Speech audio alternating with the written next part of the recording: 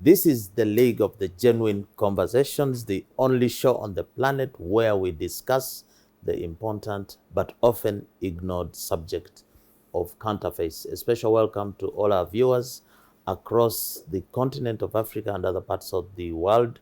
We continue our programming, discussing counterfeits in yet another sector. We're going to have an expert to discuss education generally. I know this is something we have discussed before, but it's so wide and varied. And to help us understand fakes in this area is my new friend here, Mr. Robert Wagubi. Mr. Robert Wagubi has been the CEO of WR Education Consult, has been in the business for more than 2 decades. So, Robert, you are welcome to the show. Thank you, Fred, for this wonderful invite. Robert Wagubi is my name. I'm an education placements consultant. As Fred has put it, been around for 2 decades. I work with WR Education Placements Consultants as a founder and a CEO. WR Education Placement Consultants. Is WR Education Placement Consultants a school, a university, or is just a business? WR Education Consultants is a consultancy firm that deals in education tourism. We work with different universities, colleges, high schools from different parts of the world. We represent them in this part of the world, which is Uganda and East Africa at large, to promote that international education, to encourage the local content to go and study outside Uganda, then come back and add value to our nations. Okay, so how many universities do you represent? There are over 500 universities, colleges, and high schools that we represent. In which countries are the universities you represent drawn from? We work with countries like the UK, the whole of Europe, the North America, meaning Canada and United States of America. Okay, and then Asia as well. Yeah, we move towards Asia as well. We work with China, Malaysia, Japan, India, South Korea, Singapore.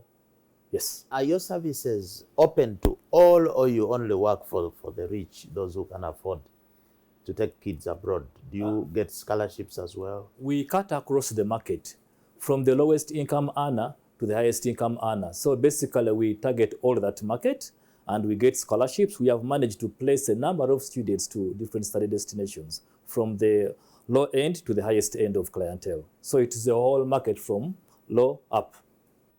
So the reason you are taking kids out to study in colleges and universities is probably because there's a deficiency in our education here. Would you say we have a problem with education locally on the continent?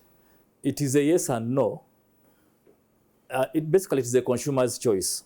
When you look at this part of the world, some programs are limited in this side and they are available in the first world countries. Programs like aerospace engineering, we don't have it, for example, in my own country. So some students want to be global students. They want to work in NASA, they want to work in other airlines that are not in Africa, and they go for such courses. But again, the quality of education outside this continent is at another level. Given the technology, the expertise, and the experience they have, we are a growing continent, and we lack on so many things to have that quality that matches the global world. So the education quality speaks to the education product that we have here. You are saying that it's inadequate, it has issues. I would like, Robert, that you listen to, there's something which has been trending. I think it's the Minister of Education from Ghana. Yes. And he was summing up for me what I think is the problem with African education. Take a listen.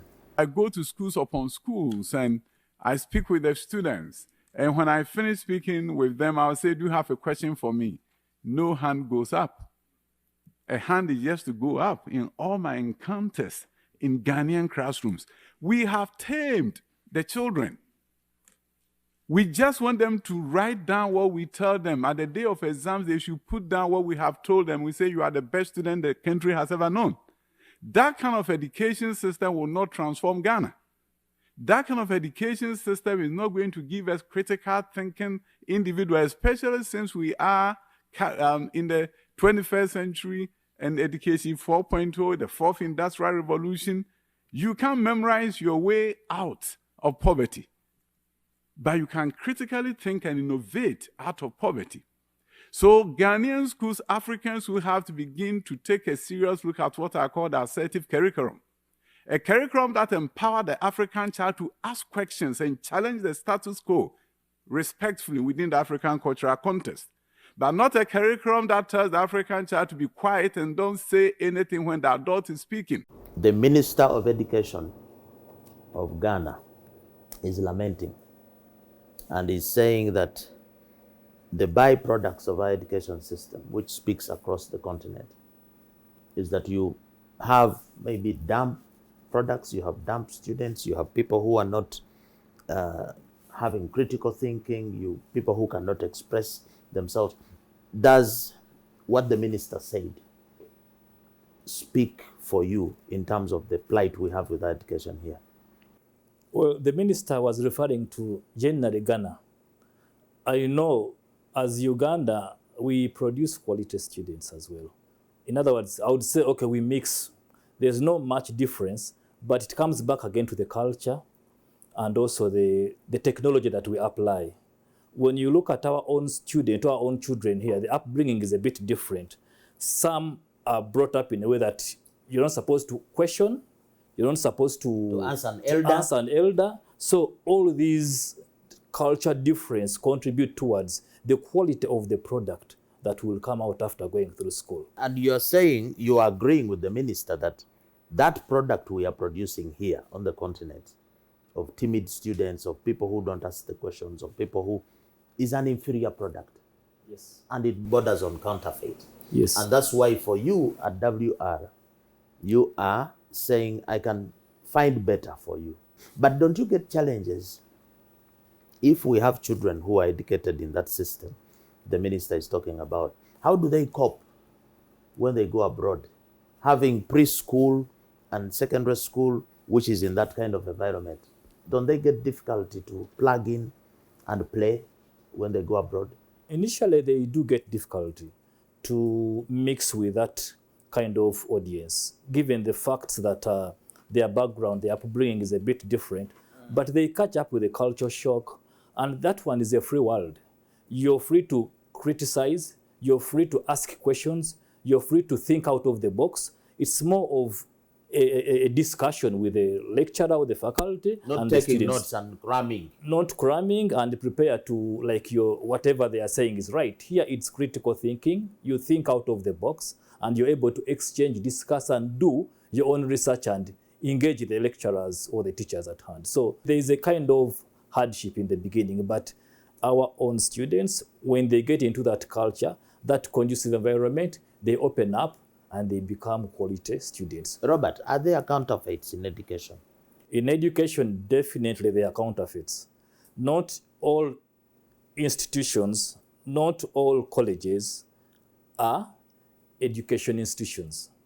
Definitely, when you look at it, they are what we call counterfeits in a way that some universities masquerade using certain brands that they are offshore campuses for them.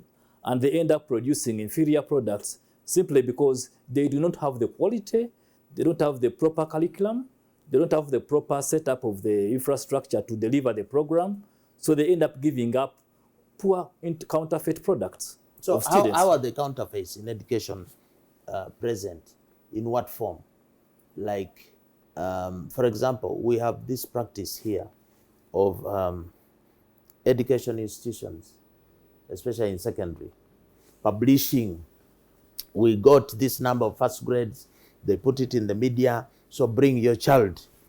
So it becomes as if it's a commercial enterprise, and yet education is supposed to be a public good. Do you think that practice of saying I got more first grades, and do you think it is part of the fakeness in education? Yeah, that is true. Education has become commercialized mostly into this part of the world. The more first grades you produce, depending on how you've produced them, the more demand you get for having students enter your college or your school. So it lacks the quality assurance in terms of checks and balances. That is why you see that there are so many of them. At the end of the day, you have a first-class degree. I'm an employer myself, and I look at students with a first-class degree, but they can't deliver. They are more theoretical, but in terms of implementation, and an employer has no time now to train people to go into delivery. We need ready students. So that background of getting into commercializing education leads to counterfeit of quality that we produce today. Do you think the commercialization of education has led to the increased cases of examination malpractice, which is a form of faking also? Again, it comes Is there a back. connection, commercialization and malpractice? Again, it comes back again. There are so many factors, as that being one of them, even poverty. Poverty makes you to cheat exams. Poverty brings in colliding with decision makers to make students come on board and pass without getting quality. Because when you look at the kind of systems we run here, for example, the implementers themselves, they are not having that enough funds to do quality work. They are compromised. They are, Okay, they are let's corrupted. break it down. Teacher pay is poor. Yes. So a teacher who sets an exam Yes. can be tempted to engage in corrupt practices of leaking the exam to the students or to the parents in exchange for some money, because there are some cases like that. Actually, it is So this poverty is you think it's the interplay there? Actually, it is the backbone for all these counterfeits into poor products we produce out of education. It is the actual backbone. But then you have cases also of some parents who are not poor, but who use their economic muscle, financial muscle, to actually bribe their way around and, either get the child who did not get the marks to be admitted to a good college because he has the money. They buy places, as it were. Or you have a parent who will pay to buy an exam. So that dice of poverty and wealth, poverty alone may not be contributing to the effects in education, even wealth, even financial muscle. Yeah, actually, as I said, poverty is one of them. The upbringing is another factor. The discipline, the quality of education. By the time you corrupt someone to get your child into that quality school, then even your upbringing, you have no ethics. But he goes it to comes church back every Sunday and goes to the mosque. Oh, So why do you blame that parent? He goes, prays to God, he gets wisdom and he gets a good school for the when child. you talk of going to church, praying every day does not justify that you're not a thief. I would even assume that you go to repent all the time. But I'm telling you, the culture, the upbringing, it has brought competitions, it brought so many difficulty into getting the quality product. People find ways of how they can get their students or their children in better schools by compromising. But this happened mostly in the third world countries. In the top world countries, they have that quality assurance. You don't just enter into a university or a high school or a college and because you're a son of ABCD and you'll get a seat. There are assessments, there are interviews for you to be able to qualify into that getting that seat. Because for them, they have systems that are operating, everybody is checked. Actually, you can even lose your license as an institution if you're found out, because systems are That working. you give a minister's child, a governor's child a Yes, place. because systems are working. But somebody said that education is supposed to enable the students to complement each other, not to compete against each other. But here, it's a competition. I got a first grade, I got this top, you failed. You think that is a real problem we are facing here? We are not using education as a complementary tool, but as a competitive tool. Yes, that is true actually. Education is more of complementing, not competing. That is why in the well-researched curriculum, there are cohorts, people work as a group. It is teamwork. You all work as a team you all win. There are no losers. But individual merit, you've heard of individual yes, merit? Yes, I've heard of individual merit. But again, as I said, the way their curriculums are redesigned, there are group discussions, there are continuous assessments, there are daily attendances, all that contributes towards your passing. At the end of the day, everybody has acquired a quality education, everybody is a winner. Everybody is able to deliver because of the background or the base root of the curriculum, the way it has been put into place. We don't assess you on one day. We assess you every day. They have groups where people do projects as a group that in case one of us does not deliver, we all go down. So there's support among ourselves as a consultant in education for all these years. What role have you found the parents to be playing in nurturing this education product? Because we have some parents who push actually their children to get a first grade, to be on top, to win, to get 100%. And yet, education is not only provided by the school, it starts at home. So this interplay of the parents, the education institution, and so on, how is WR Education Consult dealing with it? Do you also like sensitize the parents? Do you? Thank you, Fred. We give career guidance.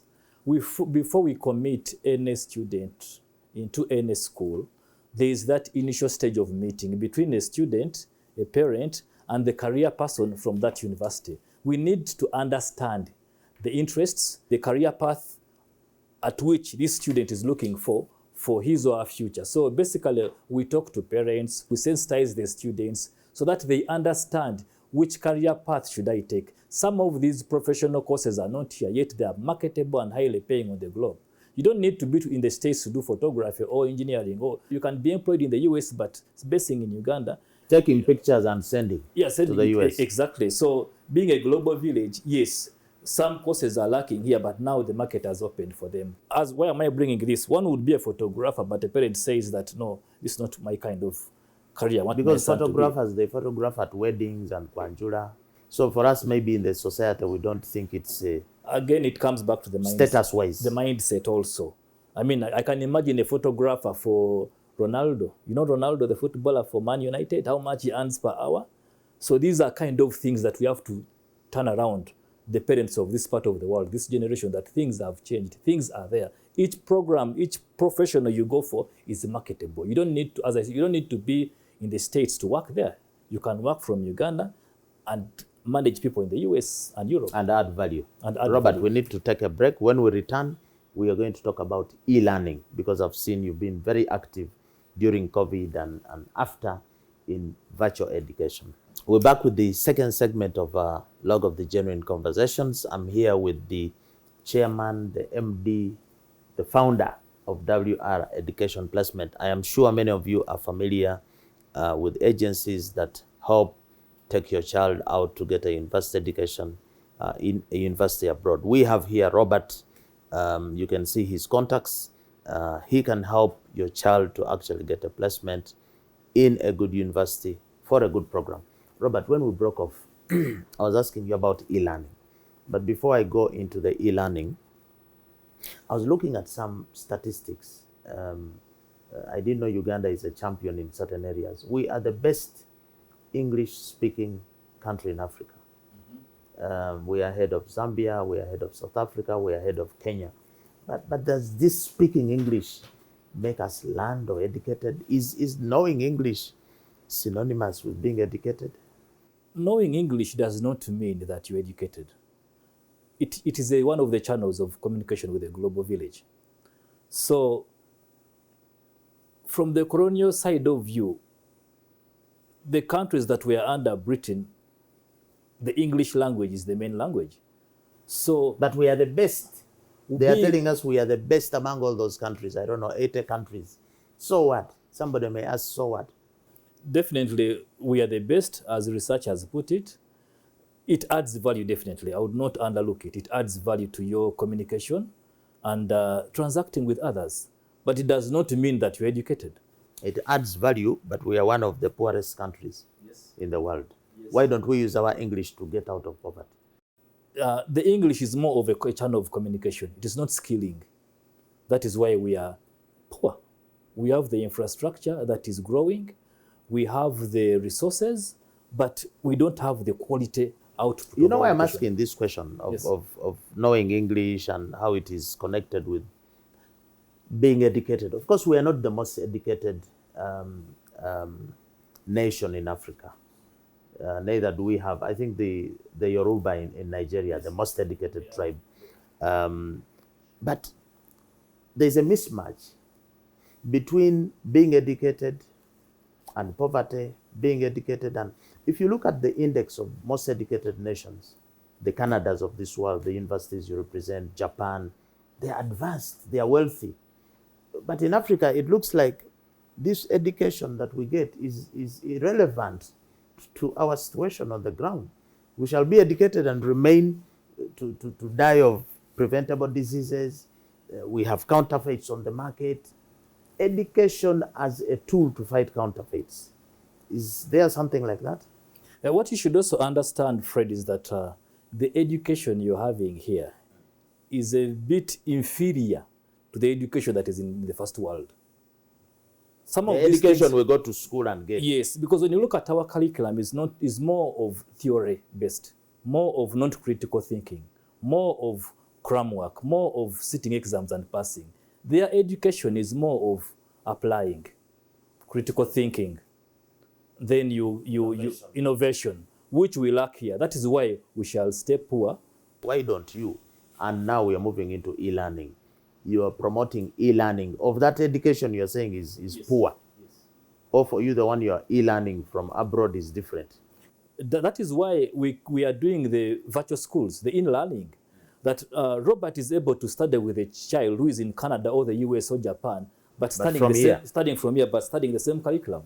So it exposes our own local content to get access to the well-researched curriculum that adds value, that makes you think out of the box, make you become more innovative and grow as a nation. So we are having that open market, being now a global world, to access that very quality, well-researched education, to be able to empower our own local content to grow our own economies. But have you considered knowledge transfer?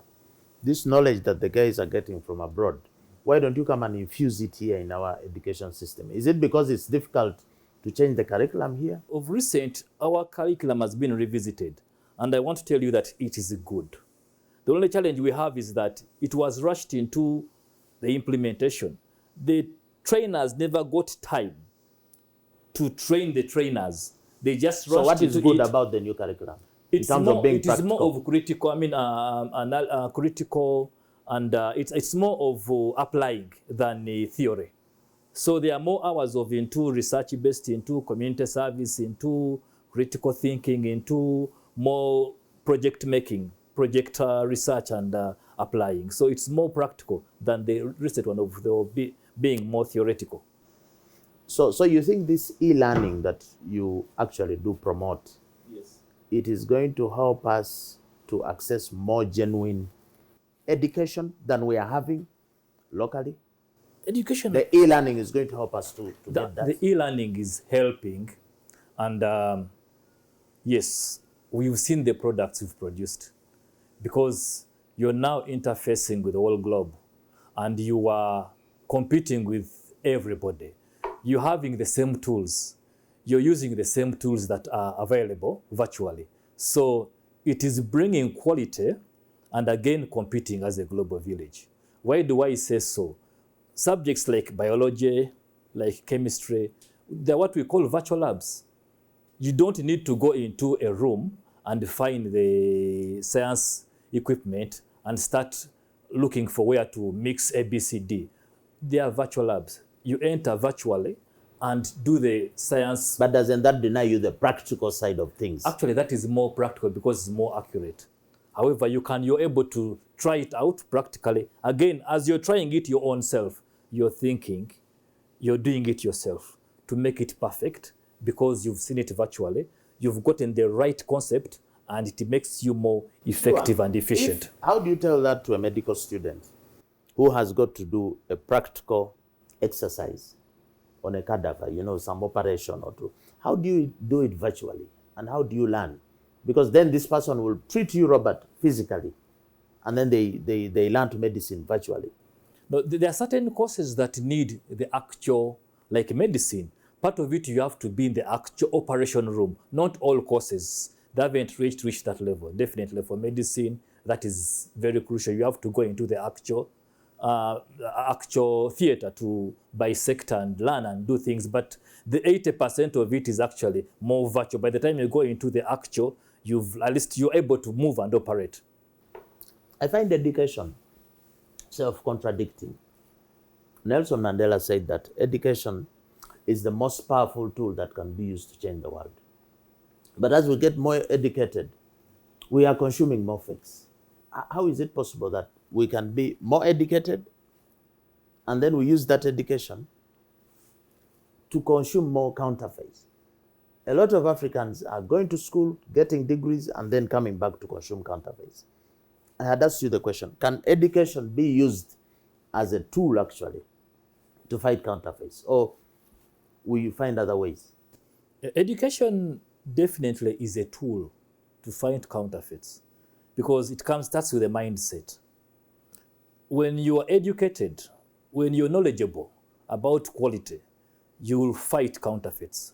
You will know that there is no value for money. You will know that this is not right, and you know your rights. So my question is, why is it that we are being more educated, but we are consuming more fakes? Again, it comes back to when you say why, you mean the Africans, the Yes. world, because I know there are countries Even the where world, even in the first world. Yes. The value of counterfeit business, meaning we the consumers, the world citizens, are buying more and more, is going into the trillions. Why is it increasing? Yet we are more literate, we are more educated. Does it mean the education is pushing us to consume counterfeits, or it is helping us to fight against counterfeits? Actually, it is helping us to fight against counterfeits, regardless of educated people being the first buyers of these counterfeits. Yes. So again, it comes back to mindset, and also it comes back to government policies in terms of putting up institutions that are able to check these kind of products and accept them in society. So it comes back again. It's a big, big problem, not only educationists, but also policies as per the government and the institutions As they put across to fight. Somebody who is experienced in education placement for colleges and schools, do you know of any university or college that is helping students to learn about counterfeits? Any course, any certificate, anything? Because this is a world problem. And education is there to solve world problems. Education is there to promote critical thinking. Is there any university or institution that is helping to educate on counterfeits, to your knowledge? Thank you very much, Fred. I did not think about that earlier myself, but I will definitely look into that. I know there are universities. Because from our research, we've not found any. We have found that if anything is spoken about counterfeits, it is a sub issue of another issue, maybe on economic development or world trade. There isn't a major emphasis placed on this. So connected with that, do you think education and awareness by the players in the supply chain of goods and services, do you think education and awareness is a key factor that will help us to fight this menace? It is a key factor because of sensitization of people to understanding what we call consumers protection, consumers rights. All that falls under education. And yes, and again, as I've said, I will definitely be happy to identify some universities to at least discuss this and have this content in their curriculum. Have you got challenges at the universities where you're working? Because a lot of them use ICT, and there's a lot of counterfeiting in ICT that is used to promote education. Do you have any experience with fakes in that area of ICT and education? Yes, actually, there's a lot of experience in counterfeits. There are certain countries I know where you have their applications and they end up into, I mean, they don't see value for money. You get an app which is a counterfeit without knowing. And a fake website. A fake website, as you put it, a fake program, then you end up into not even delivering what you want to do. So yes, so you end up not graduating. You end up not graduating. But again, from our side, we do our due diligence. With the universities we work with, we represent, we don't only send students, we go and visit. We do what we call farm tours. They take you through all the sectors of the universities, all the faculty. You see, you look, and again, these are universities. Virtually or physically? Physically, we have to go. Before I commit my agency to any university, college, or high school to represent them, I have to visit. You know, in our culture, our eyes are in our hands. So you have to touch and see. So they give us farm tours so that we walk the walk. You know what you're talking about. You've seen the faculty, you've seen the departments, you've seen the students in class, the interaction, then you know what you're talking about. Yeah, but for you, you're lucky you're able to go to Canada, to UK, yes, and visit. Yes. But many parents watching you will not be able to go. Some of them will rely on the online reviews about a university, about a program, okay? But again, we know that there are a lot of fake online reviews for products and services. How are you ensuring that you don't fall for those fake reviews and then only to reach there and find it's something different? Actually, there are bodies worldwide that some of us are affiliated to. Even I would encourage parents and people buying products. You're supposed to do your due diligence. You're supposed to try and do a lot of research about the product you're buying or a service you're going for. Reason being is that, as you're putting it, yes, the counterfeits are many, but we try to be under certain associations that regulate, check, and list those quality service providers and products on the market. So we try to help our parents. When I talk about now education, we guide them, we show them that these universities are accredited, they are licensed to deliver the programs. So you don't just jump on any beautiful website online, any virtual tour, and you see good buildings and you think some of them are quakes. We call them bogus and visa colleges. That their purpose is to just get you into that country, but not educating you. So people like us are the middlemen there to support you. Through us, we are able to tell you that we have screened these universities, these schools are genuine, they are licensed to deliver because of their licensing bodies, like the National Council of Higher Education in Uganda. You don't just wake up and set up a university in Kampala or in Jinja. You have to get the accreditations, you have to be licensed. Even the programs that you deliver, they are accredited. Don't wake up and say, I'm putting up a program in, let me say, complementary or sciences or business. The National Council has to look at the curriculum. Robert, as we take a break, we also have situations of fake degrees, fake papers. Yes. And you're talking of accreditation.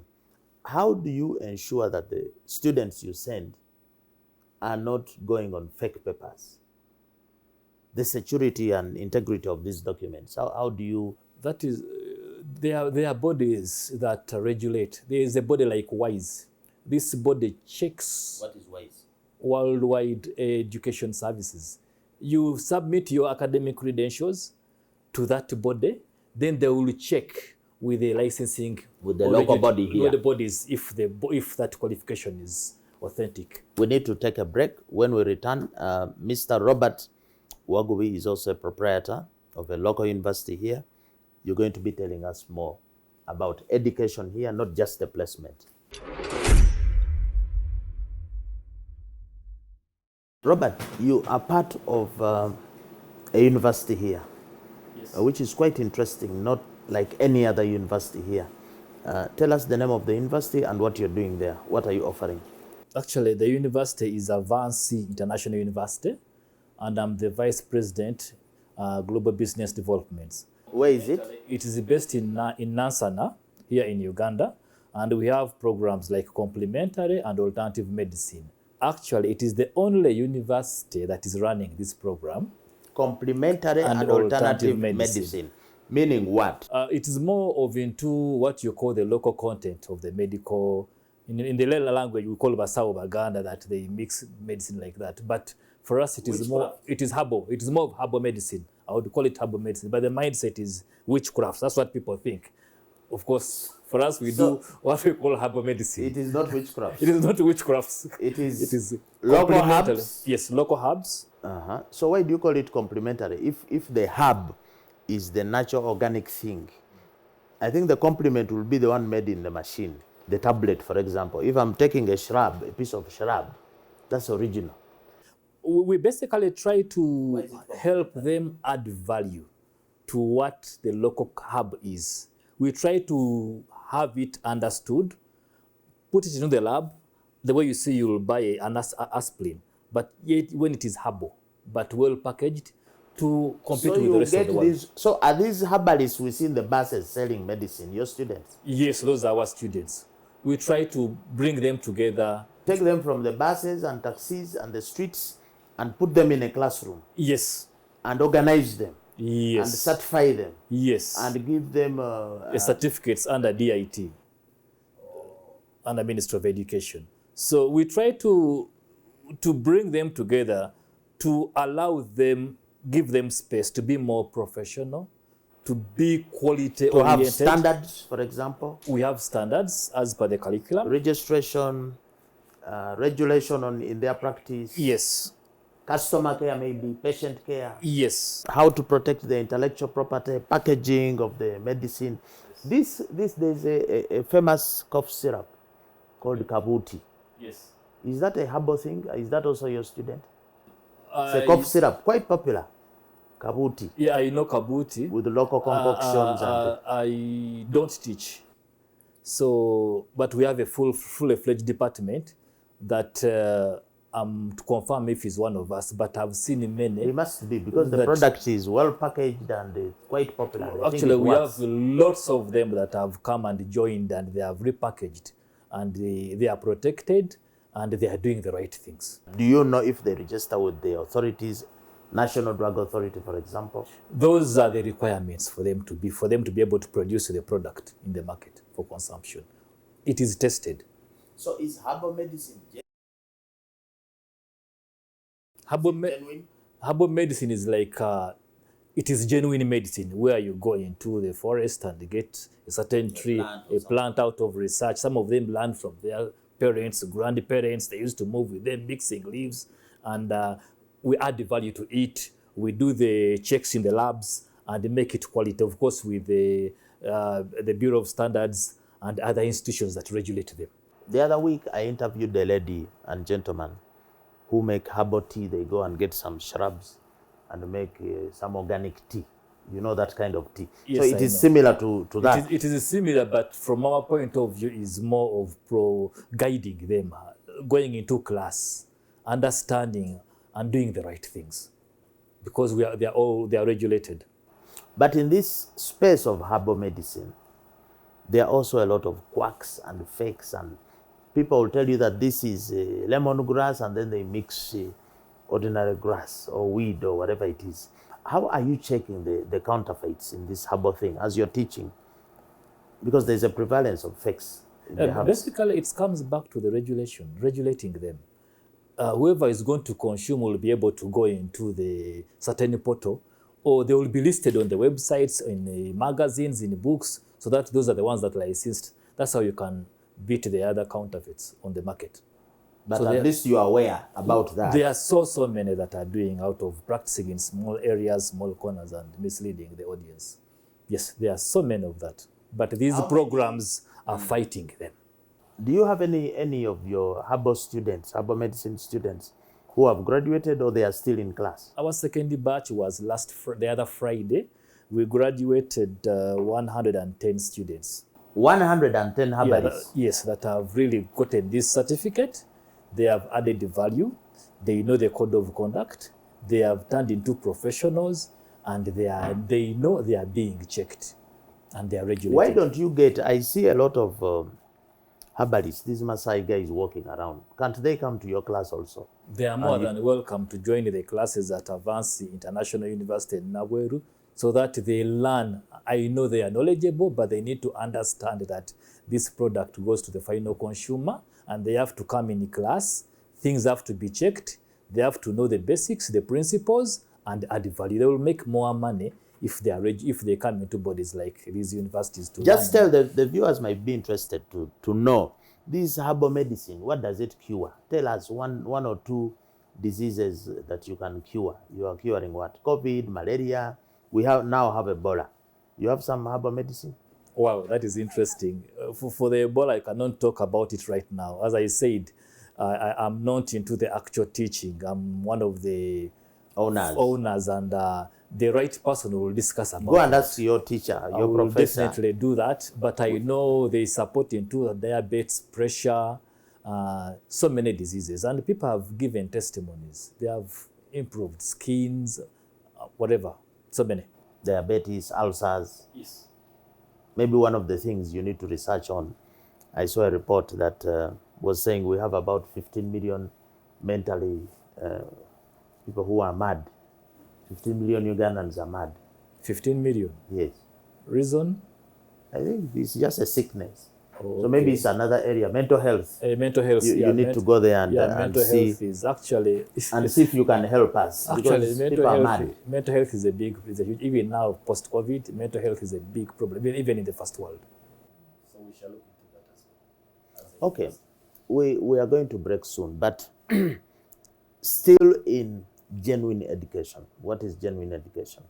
There is a big argument, especially here in Uganda, between sciences and arts. I'm a scientist, I'm an artist, and I find that dichotomy, that debate maybe even to be fake, because the sciences feed into arts and the arts feed into sciences. For example, in law, if a law is going to be made, for instance, to regulate drink driving, they'll make a regulation on the amount of alcohol that is permitted to be in your blood so that you can drive. But that law cannot be made without the scientific facts or knowledge about what your system can take, what your blood can take in order to. So this dichotomy between arts and sciences in education, don't you think is a fake debate? Is there really a material difference between these two branches of education which appear to complement each other? Actually, from my thinking, it is a very, very fake debate. They complement.